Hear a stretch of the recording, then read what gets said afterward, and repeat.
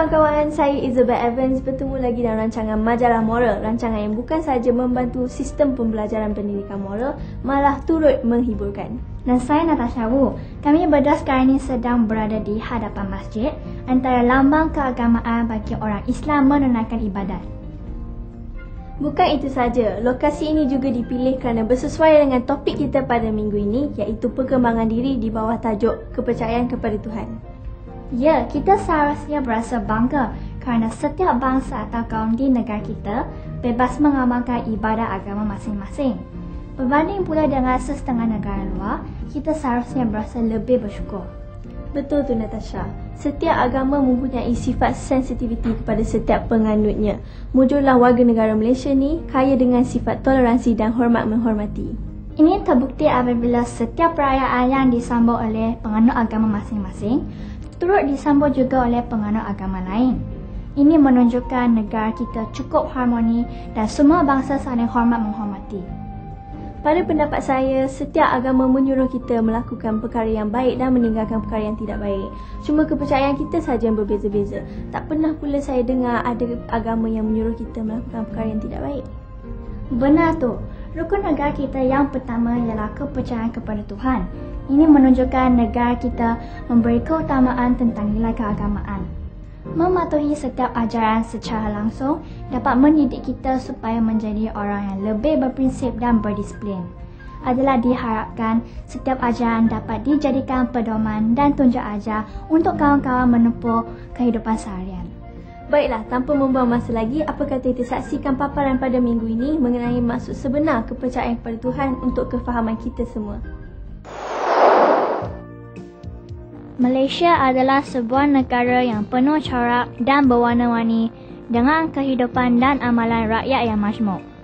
Ini kerana rakyat Malaysia terdiri daripada pelbagai bangsa dan agama, menjadikan kita sebuah negara yang unik. Dengan mengamalkan sistem pemerintahan demokrasi, rakyat Malaysia bebas bersuara dan membuat pilihan. Oleh itu, mendorong kepada kepelbagaian amalan keagamaan di negara kita.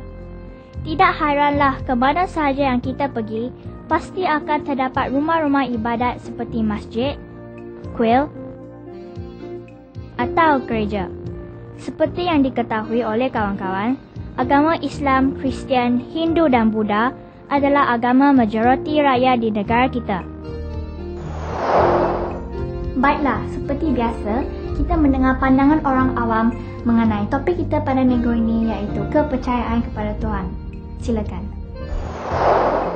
Okey, kebebasan beragama di negara kita it's quite pada level yang bagus lah, sebab memang ada toleransi between all the kaum kat negara kita, tak ada huru-hara, and I think it's all fine. Kebebasan yang kita ada ni di Malaysia sekarang ni, and the kedamaian and keamanan everything is because of the freedom yang dibagi untuk kebebasan beragama. Pertama sekali itulah diorang kena hormat lah. Diorang macam kalau orang India, diorang jangan asingkanlah macam orang India, Melayu, Cina, sebab semua bangsa adalah sama, ajaran pun sama.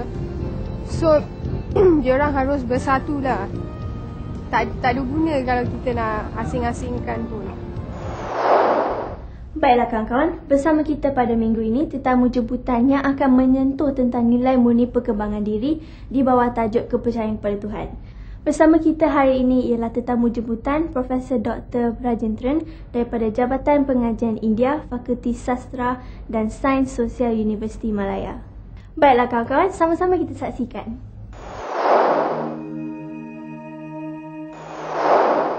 Bagi saya apa yang dimaksudkan dengan kepercayaan agama itu adalah sesuatu yang asas. Adik-adik kena fikirkan bahawa bukan saja masyarakat India tetapi masyarakat keseluruhan dunia di mana saja pelosok dunia dia hidup. Tanpa panduan dan pimpinan agama, mereka tidak dapat mencapai kejayaan-kejayaan yang sedang dicapai ataupun sudah dicapai oleh sesuatu masyarakat. Lebih-lebih lagi, masyarakat India ini mempunyai satu peradaban yang jauh lebih awal. Kalau kita melihat dalam peradaban-peradaban terawal, peradaban India merupakan salah satu peradaban yang terkenal kerana penemuan-penemuan mereka, konsep-konsep mereka tentang ketuhanan. Maka masyarakat di Malaysia kalau secara umumnya kita lihat, mereka itu masyarakat India lebih kurang, saya rasa lebih kurang 8% daripada jumlah masyarakat Malaysia ini. Kesemua mereka ini tidak boleh dikatakan beragama Hindu. Malah ada yang beragama Kristian sebahagiannya, ada yang beragama Islam. Tetapi ini adalah peratusan yang kecil. Yang majoritinya boleh dikatakan adalah beragama Hindu. Orang India berkata ada 5 deria yang utama bagi manusia. Dan cara orang India menyebutkannya senang sekali. Deria sentuhan, deria rasa, deria hidu, lepas tu deria dengar, lepas tu deria lihat. 5 deria ini. Tetapi pemikiran ataupun otak manusia diletakkan di atas sekali. Jadi dalam kepala itu pun dia letakkan pemikiran itu atas sekali. Jadi ini adalah rasional. Dan pemikiran ini, manusia yang ada pemikiran ini, ialah perbezaan di antara binatang dan manusia. Binatang juga boleh ada rasa sentuhan, boleh makan, boleh hidup, boleh dengar, boleh lihat. Tetapi pemikiran rasional itu tidak ada pada binatang. Dan rasional inilah membolehkan umat manusia mengenali adanya satu kuasa yang maha besar, lebih besar daripada manusia. Dan kuasa inilah yang sebenarnya merangka, memberi panduan, memimpin pergerakan seluruh alam semesta ini. Maka mau tidak mau kita percaya, kita kena mengaku wujudnya kuasa ketuhanan. Jadi seperti mana kita tahu, rukun negara kita menyatakan bahawa prinsip pertama dalam rukun negara pun menyatakan kepercayaan kepada Tuhan. Kalau kita tak percaya kepada Tuhan, mungkin saya berani katakan kita tak boleh jadi warga negara Malaysia. Dan ada kalanya orang India mengumpamakan kelima-lima deria ini kepada 5 ekor kuda yang liar. Maka ini senang saja kalau adik-adik melihat makanan-makanan yang sedap-sedap, enak-enak. Terasa nak makan walaupun kita dah kenyang, tetap nak makan juga pasal lidah ini rasa macam nak merasakan benda-benda itu. Ada kalanya benda-benda yang kita nak lihat, kita tak boleh kawal mata kita. Kita tetap melihat, kita tak kawal. Begitu juga pendengaran. Apa yang jahat pun kita dengar, baik pun kita dengar. Ada kalanya kita kena tapis di antara dua-dua ini. Saya tidak kata kita tak boleh melihat. Melihat sajalah apa saja yang boleh melihat. Tetapi agama itu akan memberikan panduan kepada kita supaya melihat benda-benda yang harus dilihat. Misalnya dalam kelas, guru memberi pengajaran dan sebagainya, pelajar harus melihat apa yang ditulis dan pergerakan tangan dan juga muka dan sebagainya, pergerakan fizikal guru itu untuk memahami subjek itu dengan lebih baik. Ada benda-benda yang kita tidak harus lihat. Misalnya ada katakan benda-benda yang lucah dan sebagainya, kita kena gunakan otak dan kita mengasingkan benda-benda itu daripada ilmu yang sebenar. Jadi ini, untuk memperolehi kekuatan ini, agama diperlukan. Jadi agamalah yang memberikan kepada kita satu panduan, satu kepimpinan untuk menjalankan hidup ini. Apa yang telah saya katakan ialah melakukan apa saja yang kita dapat lakukan, tetapi dapat ceritakan kepada orang lain tanpa segan silu, malu dan sebagainya. Kerana perkara itu adalah perkara yang dibenarkan oleh masyarakat dan agama. Yang keduanya ialah perkara yang saya katakan tadi. Jadi ini, kedua-dua perkara ini kalau kita dapat amalkan, saya percayalah saudara-saudari tidak akan terseleweng daripada arah kemajuan yang diharapkan oleh negara, ibu bapa, keluarga dan sebagainya. Isabel dan kawan-kawan, kita sudah sampai ke segmen petikan video. Turut diundang seperti biasa, guru pakar moral kita iaitu Cikgu Kala Dewi yang akan mengulas dan memberikan penjelasan yang lebih terperinci supaya mudah difahami dengan jelas tentang nilai-nilai murni yang cuba diserapkan. Sama-sama kita saksikan sekarang. Tolonglah kakak buat kerja, nanti Mami belikan coklat untuk Shiny. Tak nak coklat, Shiny nak aiskrim. Boleh, tapi Shiny kena tolong kakak sapu halaman rumah, boleh? Boleh, apa Mami suruh bersihkan boleh. Tapi Shiny nak skuter baru. Apa ni? Dah minta beli aiskrim nak skuter pula? Kan Mami baru belikan PlayStation baru untuk Shiny. Alah, kakak ni. Shiny, tadi kata nak tolong bersihkan halaman rumah. Berhentilah main game tu. Pergilah, kakak nanti tolong sama. Alah kakak, Shiny nak main game ni. Skuter baru. Jangan gembira sangat. Skuter baru tu untuk kakak. Untuk Shailene, terima kasih Mami. Terima kasih Daddy. Shiny yang minta, kenapa kakak yang dapat? Daddy dan Mami nak bersikap adil. Betul. Selama ni Shiny selalu tak mahu membantu kakak dan Mami membuat kerja rumah. Shiny masih ingat lagi tak janji Shiny dengan Mami dulu? Dah lah tu, janganlah sedih. Skuter ni kita kongsi sama-sama adil tak? Saya minta maaf kak kerana tidak bersikap adil dengan kakak. Tak apalah dek, tapi lain kali janganlah buat macam tu. Kesian Mami kalau kita tak tolong dia. Apa khabar para pelajar? Cikgu harap kamu semua sehat sejahtera. Bertemu sekali lagi kita dalam rancangan Cerita Moral. Bagaimanakah dengan kisah yang para pelajar saksikan sebentar tadi? Nampaknya Shiny telah belajar dari kesalahannya. Bolehkah kita mencontohi sikap yang diamalkan oleh Shiny? Baiklah para pelajar, cerita kita kali ini memberi penekanan kepada nilai keadilan. Nilai ini terkandung dalam bidang perkembangan diri senarai nilai-nilai moral yang para pelajar pelajari. Sebelum kita meninjau lebih jauh lagi tentang amalan nilai ini, marilah kita lihat maksud nilai tersebut. Nilai keadilan bermaksud tindakan dan keputusan yang saksama dan tidak berat sebelah. Dalam cerita yang kita saksikan sebentar tadi, Shiny telah bersikap tidak adil terhadap kakaknya, Shailing. Dia membiarkan kakaknya membuat semua kerja rumah bersendirian. Walaupun setelah dia berjanji dengan ibunya untuk membantu, dia tidak berbuat demikian. Dia pandai bermain kata-kata dengan berjanji manis kepada ayah dan ibunya. Dia langsung tidak mahu berkongsi kerja, malah menipu bahawa dia perlu belajar untuk peperiksaan. Walaupun sikap Shiny mengecewakan kakaknya, dia tidak dapat berbuat apa-apa selain menyiapkan kerja rumah tersebut seorang diri.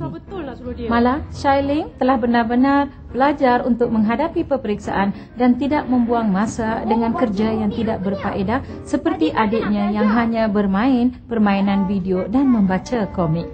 Akhirnya, keputusan peperiksaan Shailing ternyata jauh lebih baik daripada adiknya yang malas.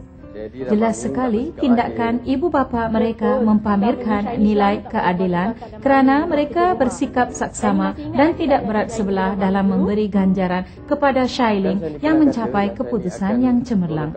Shailing telah berusaha dengan penuh gigih dan tekun untuk mencapai keputusan yang cemerlang. Sedangkan Shiny bukan sahaja mencuri tulang, malah menipu bahawa dia rajin mengulang kaji. Jadi, para pelajar, kita mestilah sedar bahawa jika kita tidak bersikap adil dan jujur, kita akan mendapat balasannya. Shiny sepatutnya bersikap adil dan berkongsi kerja rumah dengan kakaknya. Dia juga perlu bersikap sederhana dengan mengurangkan masa bermain semata-mata, malah menumpukan perhatian kepada pelajaran. Jika kita bersikap adil dan saksama, orang akan selesa bekerja dengan kita dan akan mempercayai kita. Oleh itu, para pelajar yang saya kasihi, ingatlah pesanan cikgu. Sentiasa bertindak atau membuat keputusan yang saksama dan tidak berat sebelah dalam semua perkara. Sehingga kita bertemu lagi dalam rancangan yang akan datang. Selamat sejahtera dan jumpa lagi. Sekarang ini kita sudah sampai ke segmen bercerita. Melalui segmen ini, kita akan mendengar kisah teladan yang akan disampaikan oleh Tanuja dengan ceritanya yang bertajuk Rubah di Dalam Jerat. Marilah kita sama-sama saksikan dan selami apakah pengajaran yang terdapat daripadanya. Silakan.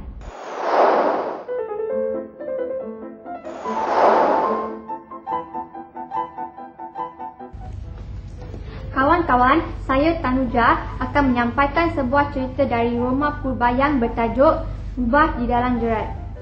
Pada suatu hari, seekor rubah merayau ke sana kemari di dalam hutan untuk mencari makanan. Malangnya, sehingga waktu senja, tidak ada apa-apa yang dapat dijadikan makanan. Pada ketika itu, terdapat beberapa ekor burung yang sedang berkicauan tidak berhenti-henti di atas pokok. Apabila terdengar kicauan itu, Rubah berasa lebih terseksa lagi. Rubah itu sangat gelisah. Sekejap berjalan, sekejap berhenti. Dengan matanya merenung tajam ke arah burung-burung itu. Ia asyik memikirkan cara untuk menangkap burung-burung itu. Namun begitu, tiada apa-apa idea yang dapat difikirkan olehnya. Ketika mundar-mandir sambil memandang ke arah burung-burung itu, ia merumut sendirian. Apakah yang telah Tuhan lakukan?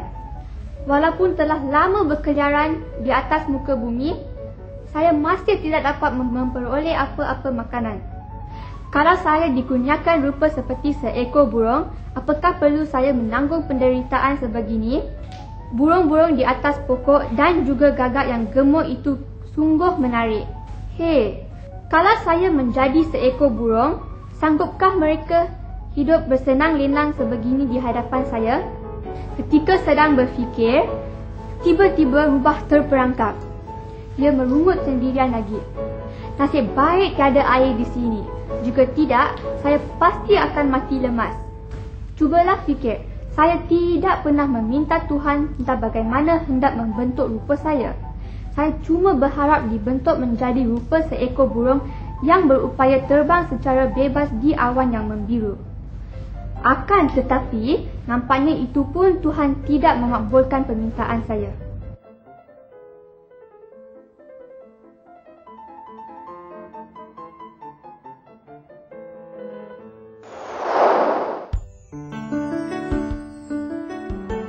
Beliau merupakan Perdana Menteri Malaysia yang kedua, menubuhkan Parti Barisan Nasional pada 1 Januari 1973. Telah melancarkan dasar ekonomi baru, rancangan buku hijau, Selda, Selkra dan Rukun Negara. Meninggal dunia kerana penyakit leukemia. Beliau ialah Allahyarham Tun Abdul Razak Dato' Husin. Kawan-kawan, kini tibalah masa untuk kita bersama dengan pakar motivasi iaitu Profesor Madya Dr. Fazil Cik Din untuk menjelaskan lagi perihal pentingnya kita menyelami nilai murni kepercayaan kepada Tuhan. Silakan Doktor.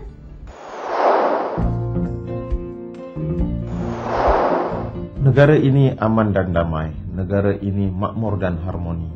Tetapi keamanan dan kemakmuran hanya akan dapat dikecapi apabila individu, warga yang ada di dalam negara ini adalah individu yang memberi makna dan juga seseorang yang sangat bagus untuk membina negara. Di dalam proses untuk kita nak membina negara, kita perlu mempunyai satu kepercayaan yang sangat penting, iaitu percaya kepada Tuhan. Elemen percaya kepada Tuhan adalah sesuatu yang akan membantu bagaimana untuk kita nak bergerak ke arah menjadi sebuah negara yang mana masyarakatnya adalah masyarakat yang percaya kepada Tuhan.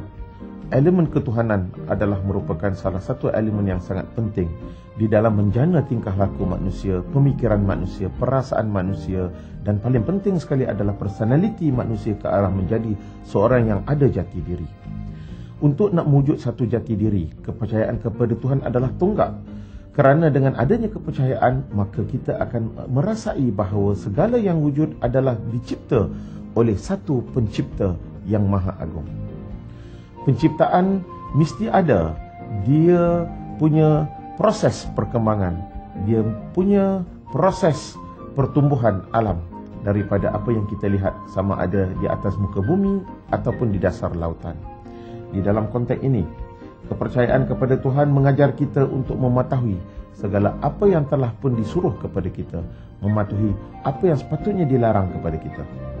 Dan apa yang perlu kita lakukan dekat sini adalah perlu kita memahami apakah prinsip-prinsip yang perlu kita wujud ataupun kita hidup di dalam negara ini. Dan prinsipnya ialah dalam konteks negara kita, kita namakan sebagai rukun negara. Untuk menghidupkan rukun negara, untuk merealisasikan rukun negara, kita memerlukan rakyat yang faham dan patuh kepadanya. Dalam konteks ini, hukum dan fenomena alam adalah merupakan hasil daripada pencipta. Tuhan yang telah pun menetapkan apa yang akan berlaku, tetapi yang berusaha adalah manusia. Dalam proses kita berusaha, apa yang perlu kita ada adalah kita mesti ada keupayaan disiplin diri mematuhi segala peraturan, segala unsur-unsur yang wujud di atas keperluan dan juga kehendak pencipta. Karena itulah di dalam konteks untuk menjadi seorang warga negara yang bagus di dalam proses perkembangan diri kita, unsur kepercayaan kepada Tuhan adalah merupakan sesuatu yang sangat dominan dan sangat relevan di dalam kehidupan kita. Kita mesti hidup percayakan kepada Tuhan. Tanpa percaya kepada Tuhan, kita akan rasa resah, gelisah, kita akan rasa keliru kerana kita tidak boleh menghubung kaitkan segala apa yang berlaku di dalam kehidupan kita dengan sesuatu penciptaan yang telah pun sedia ada ataupun yang akan datang untuk masa akan datang. Tuhan menjadikan alam Malaysia sebuah alam yang sangat indah.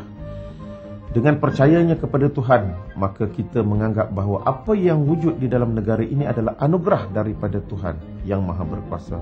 Kerana sayangnya kita, kerana percayanya kita kepada Tuhan, maka kita perlu menjaga kewujudan ini supaya ianya akan terus kekal. Begitu cantik, begitu indah untuk kehidupan kita pada hari ini dan juga anak cucu kita akan datang. Malahan kita juga mesti ada kemahiran dan pengetahuan untuk mengurus alam ini dengan baik. Dan lagi paling penting sekali, kita perlu mempunyai rasa tanggungjawab bahawa untuk mengurus dan juga menjaga alam ini, ianya bermula daripada diri kita sendiri, bukannya daripada orang lain.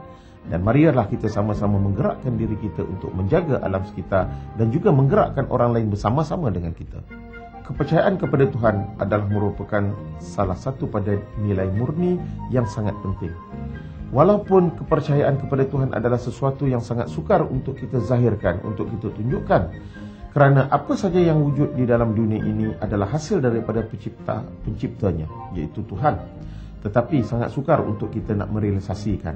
Itu tidak mengapa. Yang paling penting dekat sini ialah kita boleh lihat bahawa apa yang berlaku di depan kita ada kesan dan akibatnya. Kesannya adalah pencipta dan akibatnya adalah kita yang dapat menikmati segala kebaikan yang ada. Kita lihat keadaan negara kita yang aman makmur. Inilah yang perlu kita jaga. Inilah natijah, inilah hasil daripada penciptaan Tuhan yang Maha Agung, yang Maha Berkuasa. Oleh itu, sama-samalah kita mewujudkan perasaan, semangat, pemikiran dan juga tingkah laku percaya kepada Tuhan. Bagaimana dengan paparan kita pada minggu ni? Menarik kan? Tentu kawan-kawan sudah jelas setelah mendapat penerangan daripada pakar motivasi kita tadi. Dan diharap kawan-kawan akan memahami setiap pendekatan yang cuba kami paparkan dalam rancangan ini pada setiap minggu. Baiklah, kita sudah di penghujung rancangan. Sebelum itu, kita ulas sedikit tentang kepentingan nilai murni yang berkaitan dengan perkembangan diri, iaitu kepercayaan kepada Tuhan dititik beratkan. Memang betul tu. Secara ringkasnya, nilai murni kepercayaan kepada Tuhan bolehlah difahamkan sebagai keyakinan yang ada di dalam hati kita akan wujudnya Tuhan sebagai pencipta alam dan mematuhi segala suruhannya berlandaskan prinsip hukum negara. Baiklah, kita jumpa lagi pada minggu hadapan dengan paparan yang lebih menarik lagi. Jadi kawan-kawan, jangan lupa temu janji kita pada minggu hadapan, hari dan waktu yang sama di rancangan Kegemaran Remaja, Majalah Moral. Jumpa lagi.